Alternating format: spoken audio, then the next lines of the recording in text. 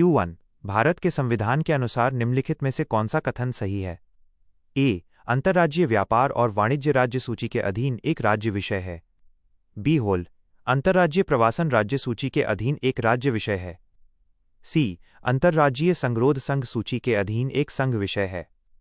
D. Whole निगम कर राज्य सूची के अधीन एक राज्य विषय है। सही उत्तर सी। व्याख्या विकल्प सी सही है। भारत के संविधान की 7वीं अनुसूची के तहत संघ सूची की प्रविष्टि 81 में अंतर्राज्यीय संगरोध इंटरस्टेट क्वारंटीन का उल्लेख है, जो केंद्र सरकार के अधिकार क्षेत्र में आता है। विकल्प ए गलत है। अंतर्राज्यीय व्यापार और वाणिज्य संघ सूची प्रविष्टि 42 का विषय है, न कि राज्य सूची का। विकल्प बी गलत है। अंतर्राज्यीय प्रवासन संघ सूची प्रविष्टि 81 के अंतर्गत आता है। विकल्प डी गलत है। निगम कर कॉरपोरेशन टैक्स संघ सूची प्रविष्टि 85 का विषय है। Q2 भारत में न्यायपालिका के संदर्भ में निम्नलिखित कथनों पर विचार कीजिए। कथन आई. संसद किसी भी परिस्थिति में न्यायाधीशों के आचरण पर चर्चा नहीं कर सकती। कथन 2. न्यायपालिका की स्वतंत्रता संविधान की मूल संरचना का हिस्सा है। उपर्युक्त कथनों के संबंध में निम्नलिखित में से कौन सा सही है? ए. कथन आई और कथन 2 दोनों सही हैं और कथन 2 कथन आई का सही स्पष्टीकरण है। बी. होल कथन आई और कथन 2 दोनों सही हैं, लेकिन कथन 2 कथन आई का सही स्पष्टीकरण नहीं है। सी. होल कथन आई सही है, लेकिन कथन 2 गलत है। डी. कथन आई गलत है, लेकिन कथन 2 सही है। सही उत्तर डी। व्याख्या कथन आई गलत है। अनुच्छेद 121 के अनुसार संसद में न्यायाधीशों के आचरण पर चर्चा केवल तब की जा सकती है जब उन्हें हटाने का प्रस्ताव महाभियोग विचाराधीन हो। किसी भी परिस्थिति में शब्द इसे गलत बनाता है। कथन 2 सही है। सर्वोच्च न्यायालय ने विभिन्न निर्णयों जैसे केशव चंद्र भारती मामला में स्पष्ट किया है कि न्यायपालिका की स्वतंत्रता संविधान के मूल ढांचे का हिस्सा है। चूंकि कथन आई गलत है, इसलिए विकल्प डी सही उत्तर है। Q3 भारत में जनहित याचिका PIL के संदर्भ में निम्नलिखित कथनों पर विचार करें। 1. जनहित याचिका की अवधारणा को स्पष्ट रूप से कानूनों या अधिनियमों में परिभाषित नहीं किया गया है, बल्कि न्यायिक हस्तक्षेप द्वारा इसकी व्याख्या की गई है। 2. इसे भारतीय संविधान के अनुच्छेद 226 के अंतर्गत उच्च न्यायालयों में दायर किया जा सकता है। 3. निजी विवादों से संबंधित याचिकाएं, जैसे मकान मालिक किराएदार मुद्दे या सेवा संबंधी मामले, जनहित याचिका के रूप में स्वीकार नहीं किए जाते। उपर्युक्त में से कौन सा से कथन सही है? ए. होल केवल 1 और 2, बी केवल 2 और 3, सी केवल 1 और 3, डी 1, 2 और 3। सही उत्तर डी। व्याख्या कथन 1 सही है। PIL किसी कानून द्वारा नहीं, बल्कि न्यायिक सक्रियता और न्यायाधीशों जैसे न्यायमूर्ति PN भगवती के निर्णयों से विकसित हुई है। कथन 2 सही है। PIL को सर्वोच्च न्यायालय अनुच्छेद 32 और उच्च न्यायालयों अनुच्छेद 226 दोनों में दायर किया जा सकता है। कथन 3 सही है। सर्वोच्च न्यायालय के दिशा निर्देशों के अनुसार केवल सार्वजनिक हित के मामले ही PIL माने जाते हैं। निजी विवाद, सेवा मामले या किराएदार विवाद इसमें शामिल नहीं होते। Q4 अविश्वास प्रस्ताव के संदर्भ में निम्नलिखित कथनों पर विचार करें। 1. भारतीय संसद में पहला अविश्वास प्रस्ताव 1991 में पेश किया गया था। 2. एक बार अविश्वास प्रस्ताव पराजित हो जाने पर उसे संसद के उसी सत्र में प्रस्तुत नहीं किया जा सकता। 3. इसे संसद के किसी भी सदन में पेश किया जा सकता है। उपर्युक्त में से कौन सा से कथन सही है? ए. होल केवल 2, बी 1 और 3, सी 1 और 2, डी 2 और 3। सही उत्तर ए। व्याख्या कथन 1 गलत है। भारत में पहला अविश्वास प्रस्ताव 1963 में JB कृपलानी द्वारा जवाहरलाल नेहरू की सरकार के खिलाफ लाया गया था। कथन 2 सही है। संसदीय नियमों के अनुसार एक सत्र में केवल एक ही अविश्वास प्रस्ताव लाया जा सकता है। यदि यह गिर जाता है तो उसी सत्र में दोबारा नहीं लाया जा सकता। कथन 3 गलत है। अविश्वास प्रस्ताव केवल लोकसभा में ही पेश किया जा सकता है, राज्यसभा में नहीं। Q5 पंचायती राज व्यवस्था का मूल उद्देश्य निम्नलिखित में से क्या सुनिश्चित करना है? 1. विकास में जनभागीदारी।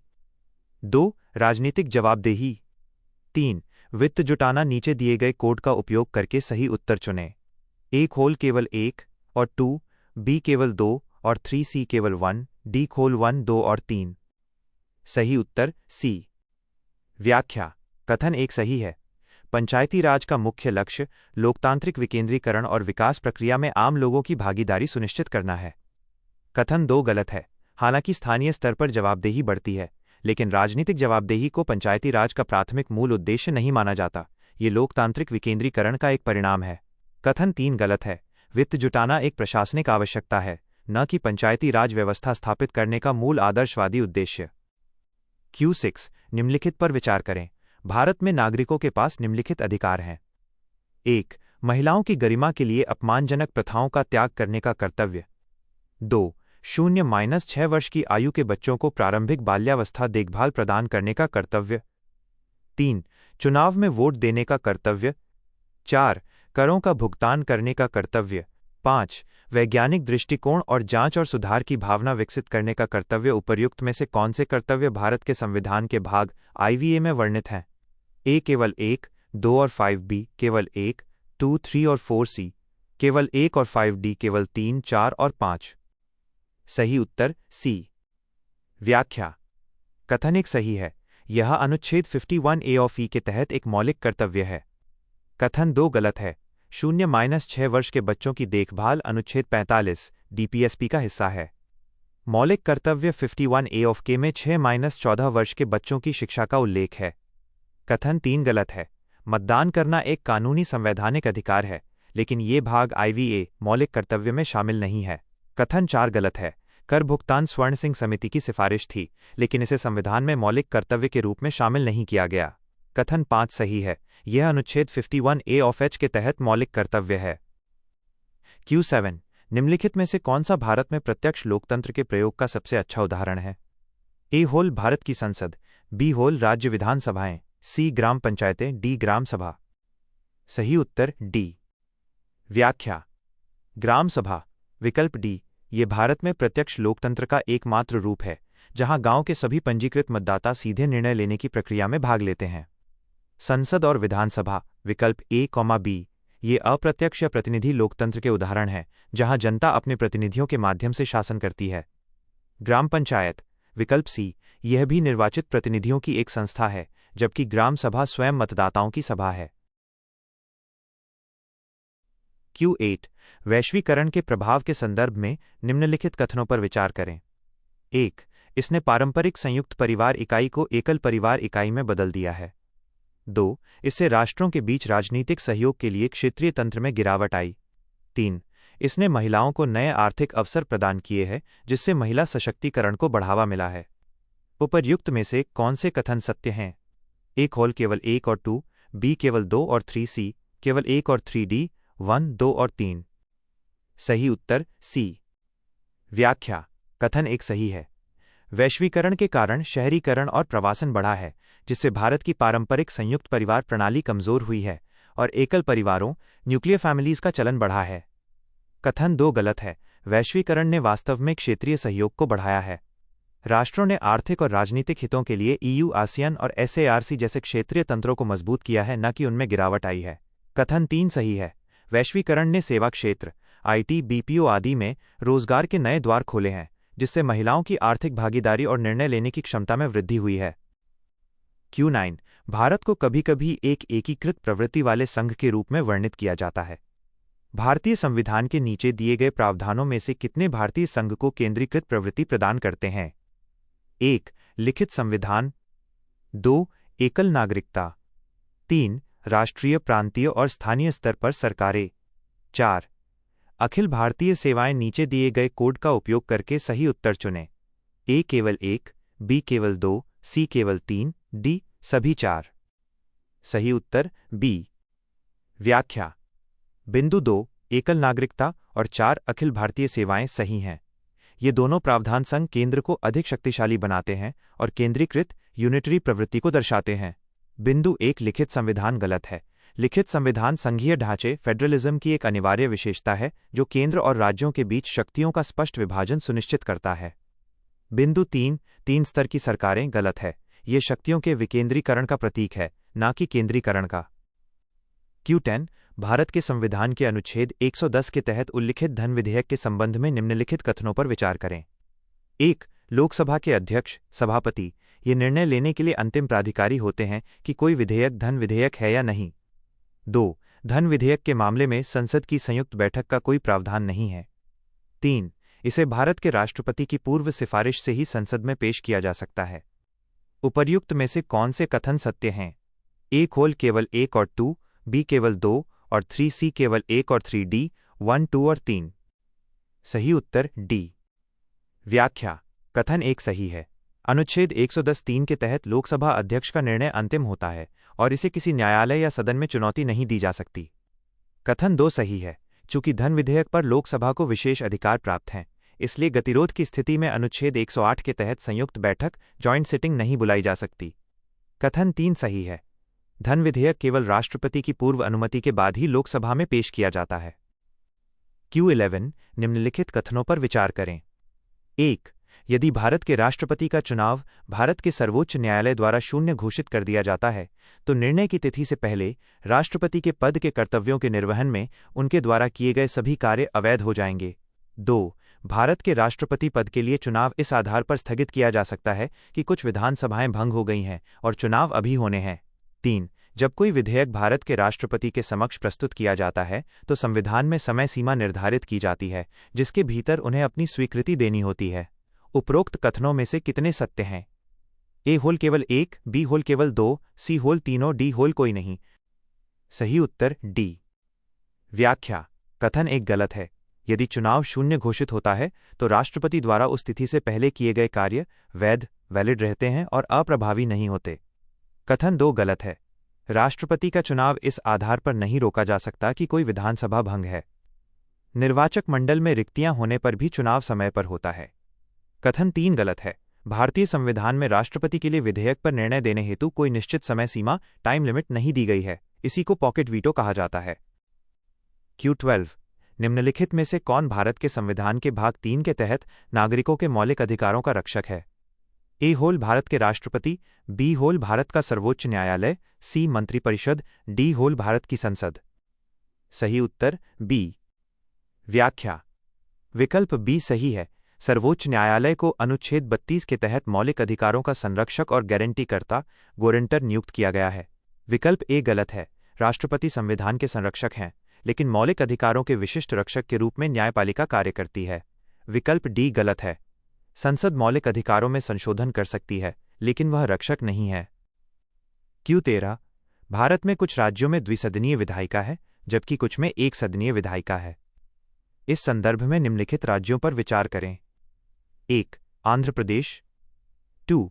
महाराष्ट्र, 3. तमिलनाडु, 4. मध्य प्रदेश, 5. कर्नाटक। उपर्युक्त राज्यों में से कितने राज्यों में द्विसदनीय विधानमंडल है? ए होल केवल 2, बी होल केवल 3, सी होल केवल 4, डी होल सभी 5। सही उत्तर बी। व्याख्या: सही राज्य दी गई सूची में से आंध्र प्रदेश 1, महाराष्ट्र 2 और कर्नाटक 5 में द्विसदनीय व्यवस्था विधान परिषद है, अतः कुल 3 राज्य सही हैं। तमिलनाडु 3 और मध्य प्रदेश 4 में वर्तमान में केवल एक सदन विधानसभा है। वर्तमान में भारत के केवल 6 राज्यों उत्तर प्रदेश, बिहार, महाराष्ट्र, कर्नाटक, आंध्र प्रदेश और तेलंगाना में द्विसदनीय विधायिका है।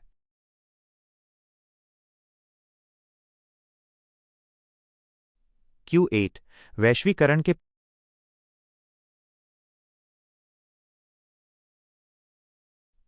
Q14 आने वाले कुछ दशकों में भारत की जनसंख्या वृद्धि मुख्य रूप से जनसंख्या गतिकीय पॉपुलेशन मोमेंटम के कारण होगी। जनसंख्या गतिकीय शब्द का क्या अर्थ है? ए. महिलाओं की प्रजनन दर में वृद्धि के कारण जनसंख्या वृद्धि, बी. फोल प्रजनन आयु की महिलाओं की बड़ी संख्या के कारण जनसंख्या वृद्धि, सी. अशोधित मृत्यु दर में वृद्धि की तुलना में अशोधित जन्म दर में अधिक तीव्र वृद्धि के कारण जनसंख्या वृद्धि, डी. होल निम्न प्रजनन दर और निम्न मृत्यु दर के कारण जनसंख्या वृद्धि। सही उत्तर बी। व्याख्या: विकल्प बी सही है। जनसंख्या गतिकीय पॉपुलेशन मोमेंटम वह घटना है जहां प्रजनन दर प्रतिस्थापन स्तर TFR 2.1 तक पहुंचने के बाद भी जनसंख्या बढ़ती रहती है। इसका मुख्य कारण यह है कि युवा आबादी का एक बड़ा हिस्सा प्रजनन आयु वर्ग में प्रवेश कर रहा होता है। विकल्प ए गलत है। ये उच्च प्रजनन दर को दर्शाता है, जबकि गतिकीय तब भी कार्य करती है जब प्रजनन दर कम हो रही हो।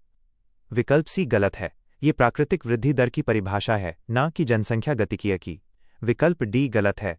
यह जनसांख्यिकीय संक्रमण की अंतिम अवस्था को दर्शाता है। Q15 केंद्र राज्य संबंध पर पुंछी आयोग ने संघ कार्यकारिणी के विचारार्थ आरक्षित विधेयक के निपटान की सिफारिश की है। ए 4 महीने, बी 6 महीने, सी 8 महीने, डी 5 महीने। सही उत्तर बी। व्याख्या। विकल्प बी सही है। पुंछी आयोग 2007 ने सिफारिश की थी कि राष्ट्रपति को राज्यों द्वारा आरक्षित विधेयकों पर अपना निर्णय, सहमति या अस्वीकृति 6 महीने की समय सीमा के भीतर ले लेना चाहिए। विकल्प ए, सी और डी गलत हैं, क्योंकि आयोग ने स्पष्ट रूप से 6 माह की अवधि का सुझाव दिया था ताकि विधायी प्रक्रिया में अनावश्यक देरी न हो। Q16 भारत में दल बदल विरोधी कानून के संदर्भ में निम्नलिखित कथनों पर विचार कीजिए। 1. राज्यसभा के उपसभापति यदि कोई व्यक्ति स्वेच्छा से अपने राजनीतिक दल की सदस्यता छोड़ देता है तो उसे दल बदल के आधार पर अयोग्य घोषित कर दिया जाएगा। 2. मनोनीत संसद सदस्य को दल बदल के आधार पर अयोग्य घोषित कर दिया जाएगा यदि वह अपना पद ग्रहण करने के 6 महीने के भीतर किसी राजनीतिक दल में शामिल हो जाता है। 3. यदि कोई निर्दलीय सांसद निर्वाचित होने के बाद किसी राजनीतिक दल में शामिल हो जाता है तो उसे दल बदल के आधार पर अयोग्य घोषित कर दिया जाएगा। उपर्युक्त में से कौन सा से कथन सही है? ए. केवल 3B, 2 और 3C, 1 और 3D, 1 और 2। सही उत्तर ए। व्याख्या। कथन एक गलत है। 10वीं अनुसूची के तहत सदन के अध्यक्ष या उपाध्यक्ष और सभापति उपसभापति को दल बदल से विशेष छूट प्राप्त है। यदि वे अपने पद की गरिमा के लिए दल छोड़ते हैं तो वे अयोग्य नहीं होते। कथन 2 गलत है। एक मनोनीत सदस्य को तब अयोग्य माना जाता है जब वो पद ग्रहण करने के 6 महीने बाद किसी दल में शामिल हो। 6 महीने के भीतर शामिल होने पर कोई अयोग्यता नहीं होती। कथन 3 सही है।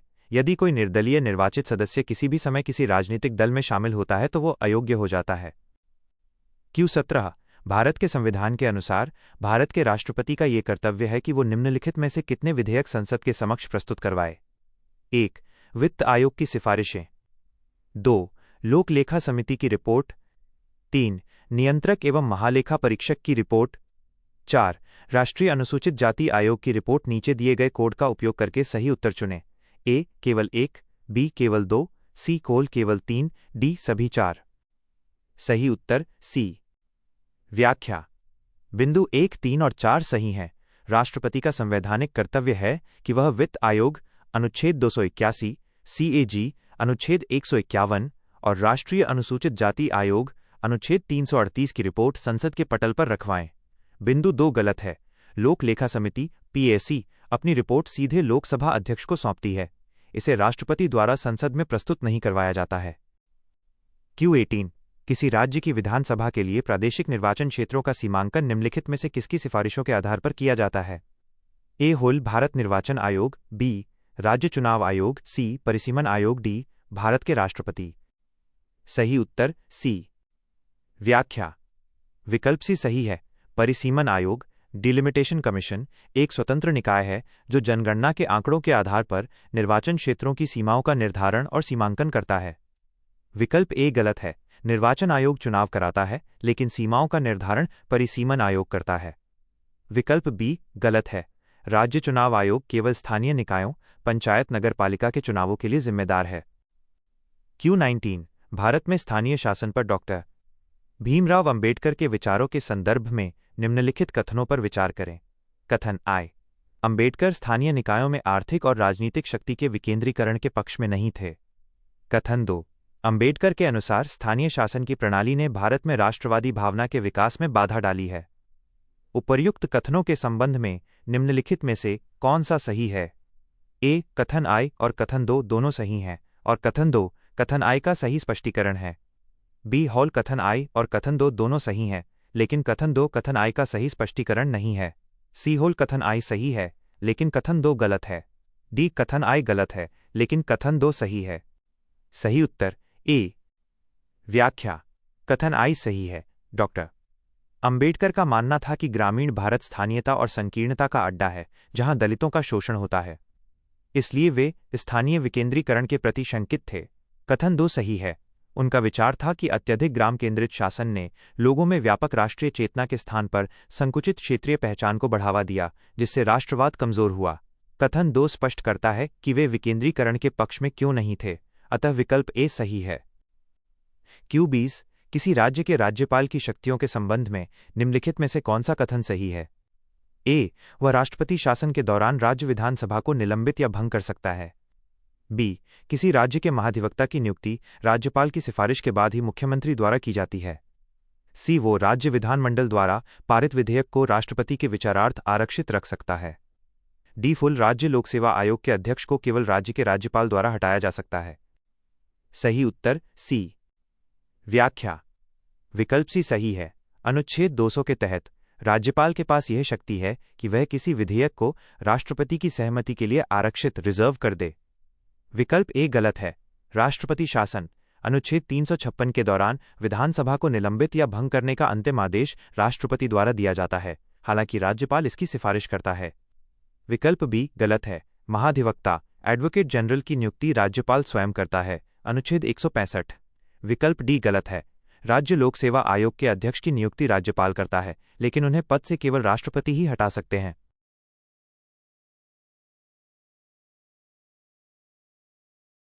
Q21 भारत के संदर्भ में निम्नलिखित कथनों पर विचार कीजिए। एक, न्यायिक हिरासत का अर्थ है कि अभियुक्त संबंधित मजिस्ट्रेट की हिरासत में है और ऐसे अभियुक्त को जेल में नहीं बल्कि पुलिस थाने में बंद किया जाता है। 2, न्यायिक हिरासत के दौरान मामले के प्रभारी पुलिस अधिकारी को अदालत की मंजूरी के बिना संदिग्ध से पूछताछ करने की अनुमति नहीं है।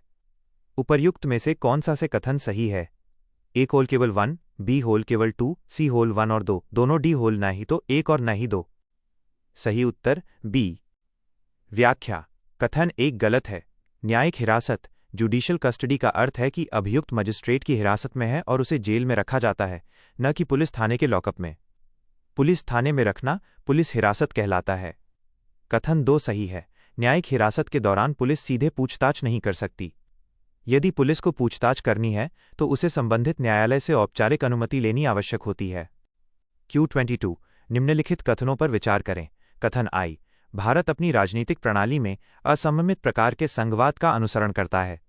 कथन 2, भारत के कुछ राज्यों को भारतीय संविधान के तहत विशेष दर्जा प्राप्त है। उपर्युक्त कथनों के संबंध में निम्नलिखित में से कौन सा सही है?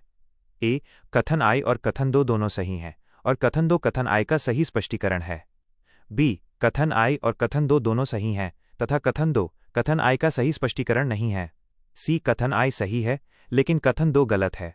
डी, कथन आई गलत है लेकिन कथन 2 सही है। सही उत्तर ए। व्याख्या।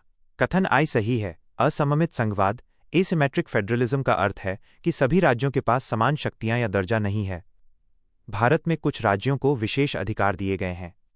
कथन 2 सही है। भारतीय संविधान के भाग 21 अनुच्छेद 371 से 371 जे के तहत महाराष्ट्र, गुजरात, नागालैंड, असम और मणिपुर जैसे राज्यों को उनकी विशिष्ट परिस्थितियों के कारण विशेष प्रावधान दिए गए हैं।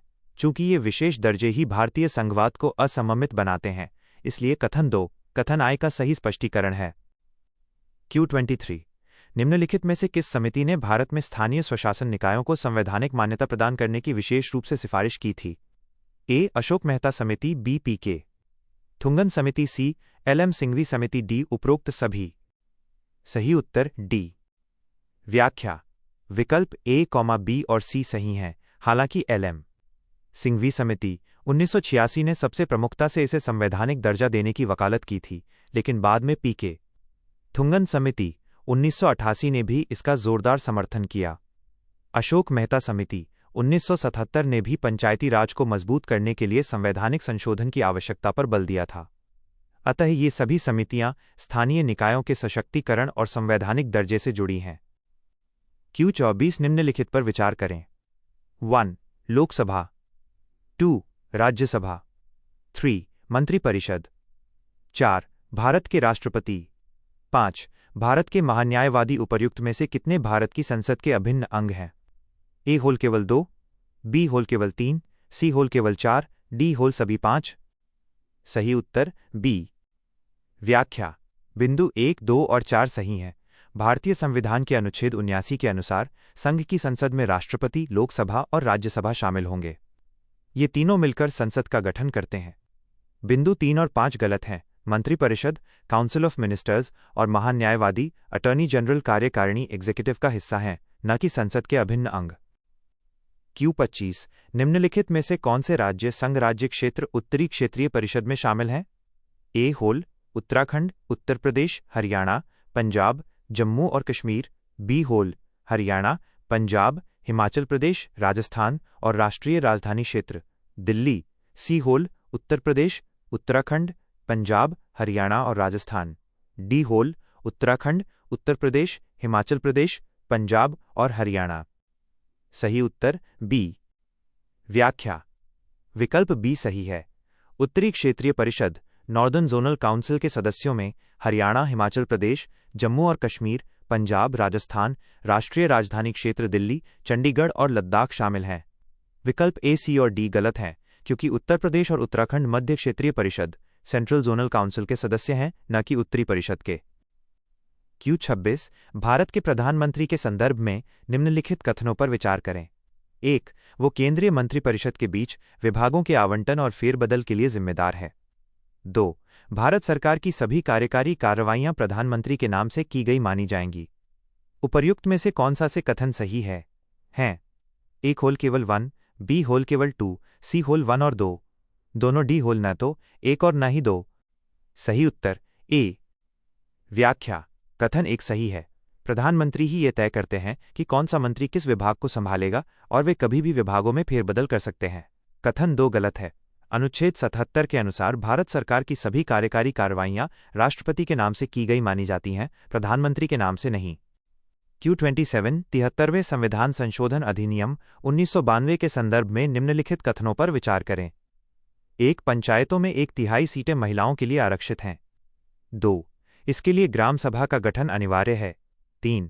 ये सभी राज्यों और केंद्र शासित प्रदेशों पर समान रूप से लागू होता है। उपर्युक्त में से कौन से कथन सत्य हैं? ए कोल केवल 1 और 2, बी केवल 2 और 3, सी केवल 1 और 3, डी 1, 2 और 3। सही उत्तर ए। व्याख्या। कथन एक सही है। अनुच्छेद 243 डी के अनुसार पंचायतों के सभी स्तरों पर कम से कम 1/3 सीटें महिलाओं के लिए आरक्षित होना अनिवार्य है। कथन 2 सही है। अधिनियम के तहत ग्राम सभा को पंचायती राज व्यवस्था की नींव के रूप में स्थापित करना अनिवार्य प्रावधान है। कथन 3 गलत है। यह अधिनियम नागालैंड, मेघालय, मिजोरम जैसे कुछ राज्यों और 5वीं अनुसूची के क्षेत्रों पर स्वतः लागू नहीं होता है, अतः यह समान रूप से सभी जगह लागू नहीं है।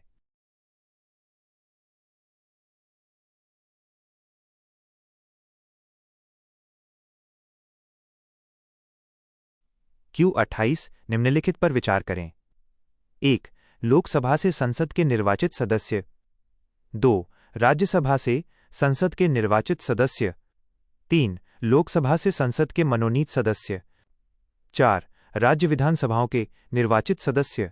5. राज्य विधानसभाओं के मनोनीत सदस्य। उपर्युक्त में से कितनी संस्थाएं भारत के राष्ट्रपति और उपराष्ट्रपति के चुनाव के लिए निर्वाचक मंडल में समान हैं? ए होल केवल 2, बी होल केवल 3, सी होल केवल 4, डी होल सभी 5। सही उत्तर ए। व्याख्या। बिंदु 1 और 2 सही हैं। लोकसभा और राज्यसभा के निर्वाचित सदस्य राष्ट्रपति और उपराष्ट्रपति दोनों के चुनाव में मतदान करते हैं, अतः ये 2 समान इकाइयां हैं। बिंदु 3 गलत है। मनोनीत सदस्य राष्ट्रपति के चुनाव में भाग नहीं लेते, लेकिन उपराष्ट्रपति के चुनाव में भाग लेते हैं। बिंदु 4 और 5 गलत हैं। राज्य विधानसभाओं के सदस्य केवल राष्ट्रपति के चुनाव में भाग लेते हैं, निर्वाचित उपराष्ट्रपति के चुनाव में उनकी कोई भूमिका नहीं होती।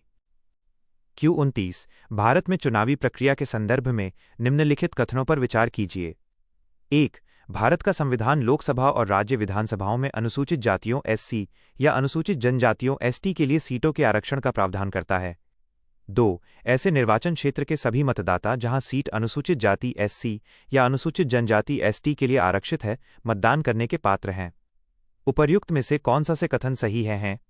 ए होल केवल 1, बी होल केवल 2, सी होल 1 और 2, दोनों, डी होल न तो 1 और न ही 2। सही उत्तर सी। व्याख्या। कथन एक सही है।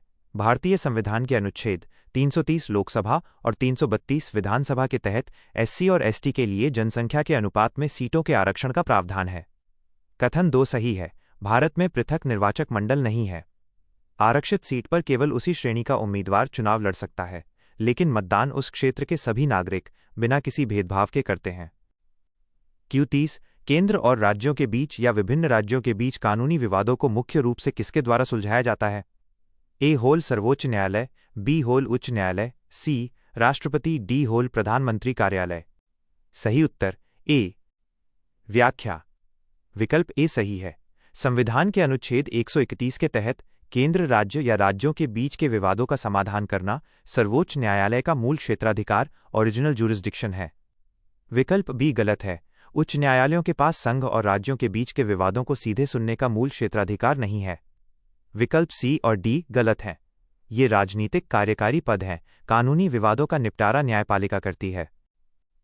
Q31 लोकसभा में आचार समिति के बारे में निम्नलिखित में से कौन सा कथन सही है? सभा सही है। 1. प्रारंभ में ये एक तदर्थ समिति थी। 2. लोकसभा का केवल एक सदस्य ही लोकसभा के किसी सदस्य के अनैतिक आचरण से संबंधित शिकायत कर सकता है। 3. यह समिति किसी ऐसे मामले पर विचार नहीं कर सकती जो न्यायालय में विचाराधीन हो। नीचे दिए गए कोड का उपयोग करके उत्तर चुनें। ए. केवल 1 और 2B, केवल 2 और 3C, केवल 1 और 3D, 1, 2 और 3। सही उत्तर सी। व्याख्या। कथन एक सही है। लोकसभा में आचार समिति एथिक्स कमेटी का गठन पहली बार 2000 में एक तदर्थ एडहॉक समिति के रूप में हुआ था, जिसे बाद में 2015 में स्थायी बनाया गया। कथन 2 गलत है।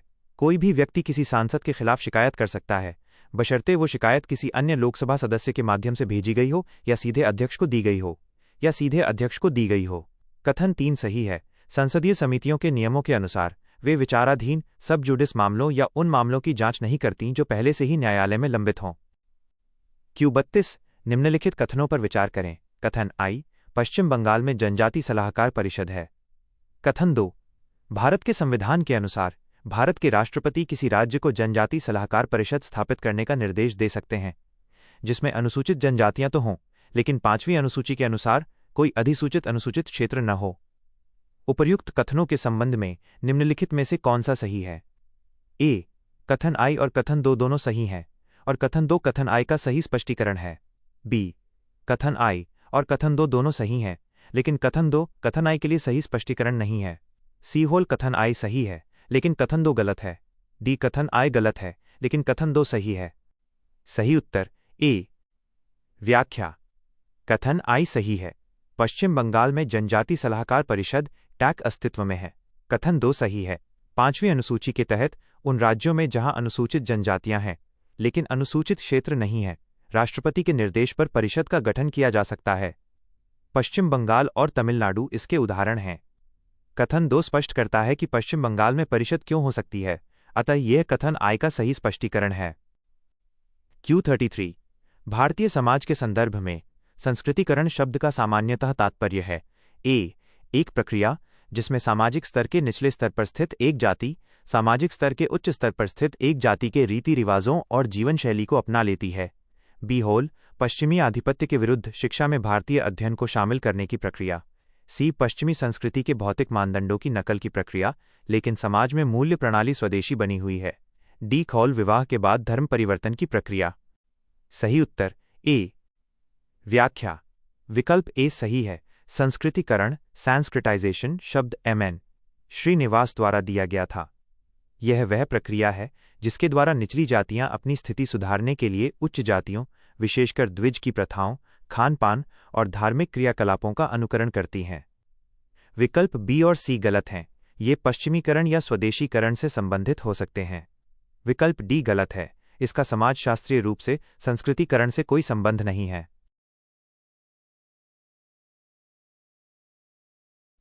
Q34 भारतीय संविधान की 7वीं अनुसूची में 3 सूचियों अर्थात संघ सूची, समवर्ती सूची और राज्य सूची के माध्यम से केंद्र और राज्यों के बीच विधायी शक्तियों के विभाजन का प्रावधान है। इस संदर्भ में निम्नलिखित युग्मों पर विचार करें। विषय कानून बनाने की शक्ति निहित है। 1. भूमि केवल संसद। 2. शिक्षा केवल राज्य विधानमंडल। 3. डाक और तार संसद और राज्य विधानमंडल दोनों ऊपर दिए गए युग्मों में से कितने युग्म सही सुमेलित हैं? ए होल केवल 1, बी होल केवल 2, सी होल तीनों, डी होल कोई नहीं। सही उत्तर डी। व्याख्या। युग्म 1 गलत है।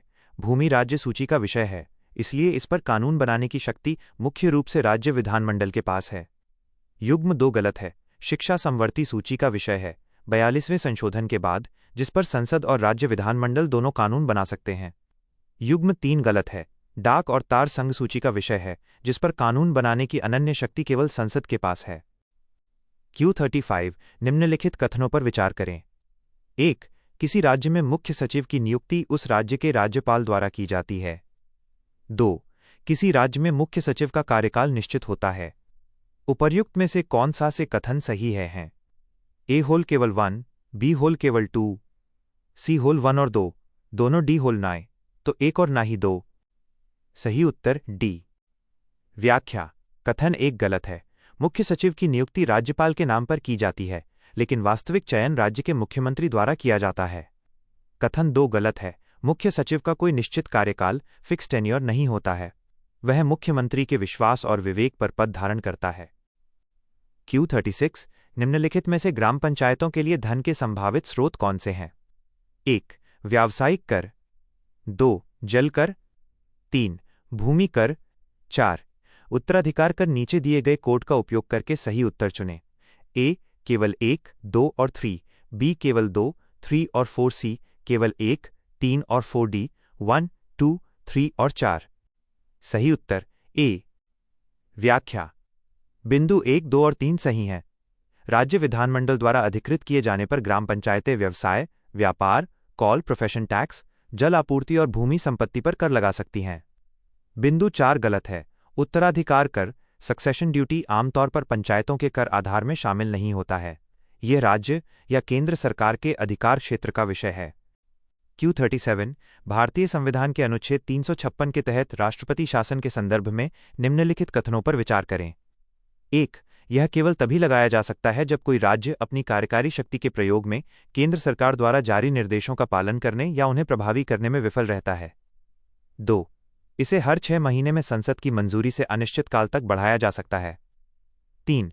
किसी राज्य में राष्ट्रपति शासन लागू होने पर राज्य मंत्रिपरिषद को हटा दिया जाता है। उपर्युक्त में से कौन सा से कथन सही है?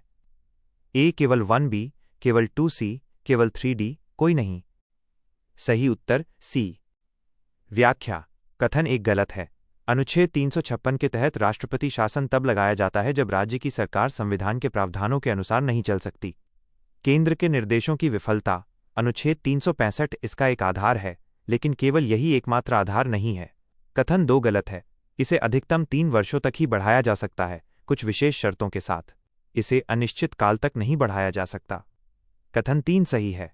राष्ट्रपति शासन लगने पर राष्ट्रपति राज्य मंत्रिपरिषद को भंग कर देते हैं और प्रशासन का संचालन राज्यपाल के माध्यम से किया जाता है। Q38 निम्नलिखित कथनों पर विचार करें। भारतीय संविधान के भाग 21 के तहत कुछ राज्यों को विशेष शक्तियां दी गई हैं। 1. उन राज्यों में जनजातीय लोगों के सांस्कृतिक और आर्थिक हितों की रक्षा करना। 2. उन राज्यों में कानून और व्यवस्था के मुद्दों से निपटना। 3. राज्य के पिछड़े क्षेत्रों के लोगों की आकांक्षाओं को पूरा करना। उपर्युक्त में से कौन से कथन सत्य हैं? ए होल केवल 1 और 2, बी केवल 2 और 3, सी केवल 1 और 3, डी 1, 2 और 3। सही उत्तर डी। व्याख्या: कथन 1, 2 और 3 तीनों सही हैं। संविधान के अनुच्छेद 371 से 371 जे तक के विशेष प्रावधानों का उद्देश्य जनजातीय संस्कृति का संरक्षण, जैसे नागालैंड, कानून व्यवस्था बनाए रखना, जैसे अरुणाचल प्रदेश, और पिछड़े क्षेत्रों, जैसे विदर्भ, मराठवाड़ा या हैदराबाद कर्नाटक क्षेत्र का विकास सुनिश्चित करना है। Q39 राष्ट्रीय मानवाधिकार आयोग NHRC के संदर्भ में निम्नलिखित कथनों पर विचार करें। 1. इसके पास स्वयं जांच शुरू करने का अधिकार नहीं है। 2. यह कैदियों की जीवन स्थितियों का अध्ययन करने के लिए जेलों और हिरासत स्थलों का दौरा कर सकता है। उपर्युक्त में से कौन सा से कथन सही है? ए होल केवल 1, बी होल केवल 2, सी होल 1 और 2, दोनों डी होल न तो 1 और न ही 2। सही उत्तर बी। व्याख्या: कथन 1 गलत है। NHRC के पास मानवाधिकारों के उल्लंघन के मामलों में सुओ मोटो, सुआ स्पॉन्टे, स्वप्रेरणा से जांच शुरू करने की शक्ति है। कथन 2 सही है। आयोग को राज्य सरकारों को सूचित करके जेलों और अन्य संस्थानों का दौरा करने का अधिकार है, ताकि कैदियों के मानवाधिकारों की स्थिति की जांच की जा सके।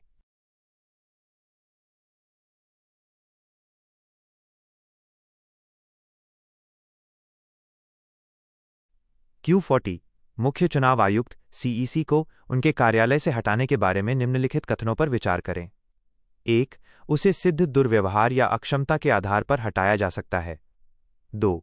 उसे हटाने का प्रस्ताव केवल लोकसभा में पेश किया जा सकता है। उपर्युक्त में से कौन सा से कथन सही है? ए होल केवल 1, बी होल केवल 2, सी होल 1 और 2, दोनों डी होल न तो 1 और न ही 2। सही उत्तर ए। व्याख्या। कथन एक सही है। मुख्य चुनाव आयुक्त सीईसी को उसी प्रक्रिया और आधार पर हटाया जाता है जैसे सर्वोच्च न्यायालय के न्यायाधीश को, यानी सिद्ध कदाचार या अक्षमता। कथन दो गलत है। इसे हटाने का प्रस्ताव संसद के किसी भी सदन, लोकसभा या राज्यसभा में लाया जा सकता है। इसे दोनों सदनों द्वारा विशेष बहुमत से पारित होना अनिवार्य है। Q41 निषेध रिट सर्वोच्च न्यायालय या उच्च न्यायालयों द्वारा जारी किया गया आदेश है। ए।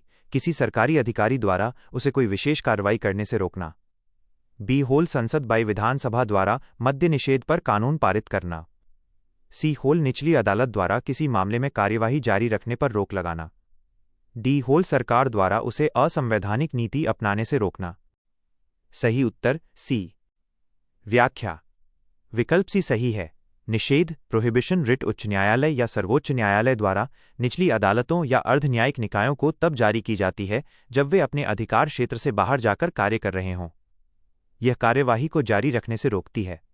विकल्प ए गलत है।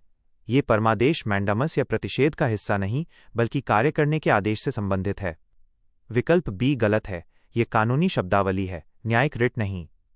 विकल्प डी गलत है। रिट मुख्य रूप से न्यायिक अर्ध न्यायिक कार्यों के विरुद्ध होती है। Q42 निम्नलिखित गतिविधियों पर विचार करें। 1. कब्रिस्तान का रखरखाव। 2. परिवार नियोजन का प्रचार प्रसार। 3. महत्वपूर्ण खनिजों के अवैध खनन का विनियमन। 4. ग्रामीण नदियों पर बांधों का निर्माण। 5. बाल कल्याण केंद्र की स्थापना। उपरोक्त गतिविधियों में से कितनी भारत में पंचायतों की सामाजिक कल्याण और विकास जिम्मेदारियों का हिस्सा हैं? ए होल केवल 2, बी होल केवल 3, सी होल केवल 4, डी होल सभी 5। सही उत्तर बी। व्याख्या। बिंदु 1, 2 और 5 सही हैं। 11वीं अनुसूची के 29 विषयों में कब्रिस्तान श्मशान प्रविष्टि 26, परिवार कल्याण प्रविष्टि 25 और महिला एवं बाल विकास प्रविष्टि 24 शामिल हैं। बिंदु 3 गलत है। खनिजों का विनियमन केंद्र राज्य सरकारों का विषय है। बिंदु 4 गलत है। बड़े बांधों का निर्माण राज्य या राष्ट्रीय स्तर की परियोजनाओं के अंतर्गत आता है। Q43 निम्नलिखित पर विचार करें। 1. खेल। 2. विज्ञान। 3. समाज सेवा। 4. प्रशासन राज्यसभा में सदस्यों के नामांकन के लिए संविधान में उपरोक्त क्षेत्र के कितने अनुभवों का उल्लेख किया गया है? ए होल केवल 1, बी होल केवल 2, सी होल केवल 3, डी होल सभी 4। सही उत्तर बी। व्याख्या। बिंदु 2 और 3 सही हैं। अनुच्छेद 80 के अनुसार राष्ट्रपति साहित्य, लिटरेचर, विज्ञान, साइंस, कला, आर्ट और समाज सेवा सोशल सर्विस के क्षेत्रों से 12 सदस्यों को नामांकित करते हैं। बिंदु 1 और 4 गलत हैं। खेल और प्रशासन का संविधान में विशेष रूप से नामांकन के आधार के रूप में उल्लेख नहीं है। हालांकि सचिन तेंदुलकर जैसे खिलाड़ियों को कला श्रेणी के व्यापक अर्थ में नामांकित किया गया है। Q44 प्रधानमंत्री राष्ट्रीय राहत कोष निम्नलिखित में से किस निकाय द्वारा संचालित किया जाता है? ए. प्रधानमंत्री कार्यालय PMO, बी. राष्ट्रीय आपदा प्रबंधन प्राधिकरण, सी. वित्त मंत्रालय, डी. राष्ट्रीय विकास परिषद NDC।